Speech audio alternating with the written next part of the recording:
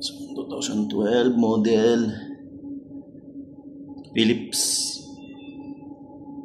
This is the manufacturing July 2012.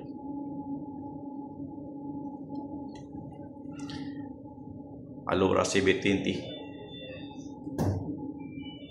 So this is our for sale. This is our for sale cut lab machine. So this one is still working, but we have already new. So we want to remove this machine here because we need to use as recovery room. So we want to remove our old cut lab with complete. See, this one is the arm for the X-ray view, monitor, light, surgical light, table,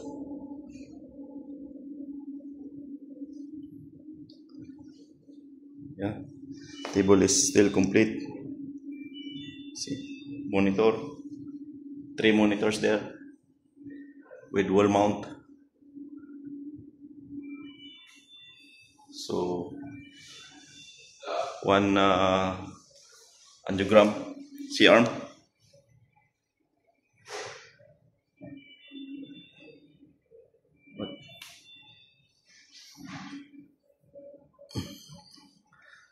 Philips Alora CB20 model.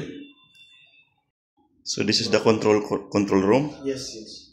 So this is the computer for that one, huh? Yes. This is the computer. So there is one, how many monitors? 1, 2, 3, 4, 5. So there are 5 monitors in the control room with 2 CPU with power supply, UPS. So that's it for this cut lab machine. See,